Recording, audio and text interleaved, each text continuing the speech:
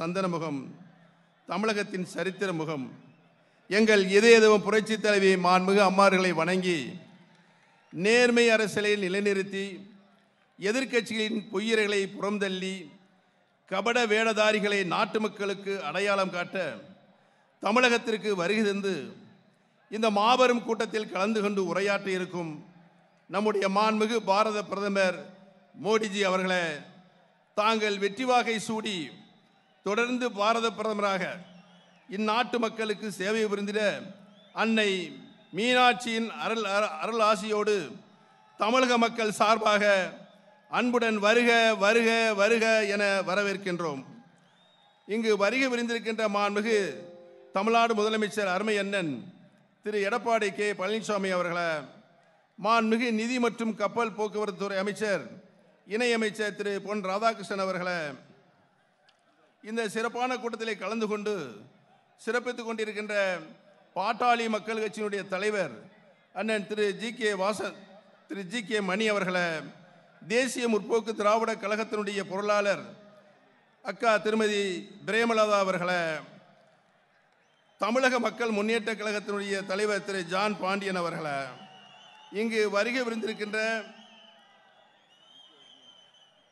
மாண்புமிகு அமைச்சர் பெருமக்களை, தேசிய ஜனநாயக கூட்டணி கட்சிகளுடைய தலைவர்களே, பொறுப்பாளர்களே, அம்மா அவர்கள் ஏற்றிய தீபத்தை அணையாது பாதுகாக்கின்ற அனைத்திந்திய அண்ணா திராவிட முன்னேற்ற கழகத்தின் தூய தொண்டர்களை, அவர்களை வழிநடத்தும் கழக முன்னோடிகளை, மூத்த தலைவர்களை, அனைத்து நிலை கழக நிர்வாகிகளை, மாண்புமிகு நாடாளுமன்ற சட்டமன்ற உறுப்பினர்களை, நாடாளுமன்ற மற்றும் சட்டமன்ற இடைத்தேர்தல் காலத்தில் தேர்தல் களத்தில் இருக்கின்ற கழகத்தின் வெற்றி வேட்பாளர்களை, கழக கூட்டணி கட்சியினுடைய வெற்றி வேட்பாளர்களை, பெரியோர்களே, தாய்மார்களே, சகோதர சகோதரிகளை, பத்திரிகை மற்றும் தொலைக்காட்சி நண்பர்களே, உங்கள் அனைவருக்கும் எனது அன்பான வணக்கத்தை தெரிவித்துக் கொள்கிறேன். தேனி மாவட்டத்திற்கு முதல் முறையாக வருகை தந்துள்ள இந்திய தேசத்தின் இன்றைய இணையில்லா பிரதமரும் எதிர்வரும் சித்திரை திங்களில் இந்திய மக்களின் ஒருமித்த ஆதரவோடு நாட்டின் 17வது மக்களவையை வழிநடத்தும் 15வது பிரதமராக இந்த நாட்டை மீண்டும் ஆட்சி செய்ய இருக்கும் தேசத்தின் காவலர், தேஷ்கி சௌக்கிதார் மாண்புமிகு நரேந்திர மோடிஜி அவர்களை தமிழக மக்களின் சார்பாக வருக வருக வருக என நான் வரவேற்கின்றேன். நடைபெற இருக்கும் நாடாளுமன்ற தேர்தல் நன்மைக்கும் தீமைக்கும் இடையே நடக்கும் மகாபாரத போராகவும் தேர்தல் களம் ஜனநாயக குருட்சேத்திரமாகவும் இருக்கிறது. அன்று தர்மத்தின் பக்கம் கண்ணன் நின்றான், இன்று தர்மமே கண்ணனாக நிற்கிறது. எனவேதான் தர்மத்தின் கூட்டணியாக திகழும் நமது தேசிய ஜனநாயக கூட்டணிக்கு வெற்றி மேல் வெற்றி நிச்சயமாக கிடைக்கும் என்பதை இந்த நல்ல நேரத்திலே தெரிவித்துக் கொள்ள கடமைப்பட்டிருக்கின்றேன்.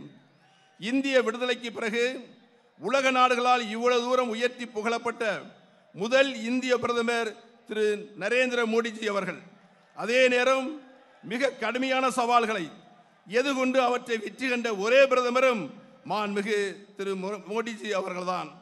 மோடிஜி அவர்களின் ஆட்சி காலத்தில் மதக்கலவரம் என்ற பேச்சுக்கே இந்தியாவில் எங்கும் இடமில்லை என்ற நிலையை உருவாக்கியவர் நம்முடைய மாண்புமிகு பாரத பிரதமர் அவர்கள்.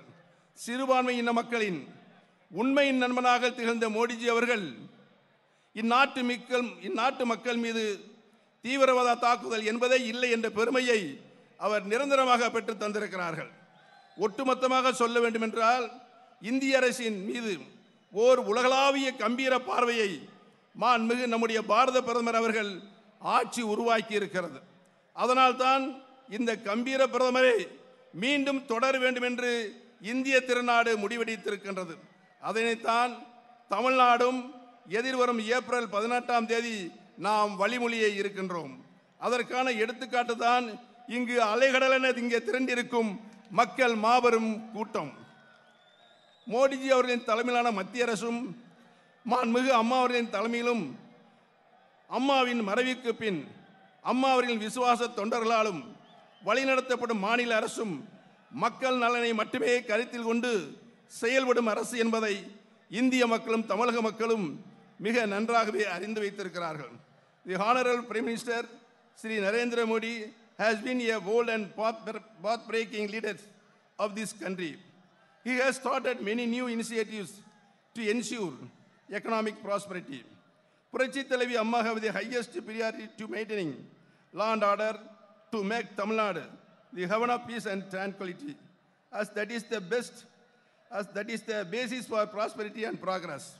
The Honorable Prime Minister has accorded the highest priority to ensuring the safety and security of the country and protecting the people of India from external aggression and from divisive forces within. His strong and decisive action have proved this. With Operation Shakti, he has now given India is sealed even in outer space. 2004 முதல் 2014 வரை 10 ஆண்டுகள் காங்கிரஸ் கூட்டணி ஆட்சியில் அங்கம் வகித்த திமுக தமிழர்களின் ஜீவாதார பிரச்சனையான காவிரி விவகாரத்திலும் இந்த பகுதியின் உயிர் பிரச்சனையான முல்லை பெரியாறு பிரச்சனையிலும் தமிழக விவசாயிகளுக்கு சாதகமாக ஒரு துரும்பையாவது கிள்ளி போட்டார்களா? இல்லை, துரோகம்தான் செய்தார்கள்.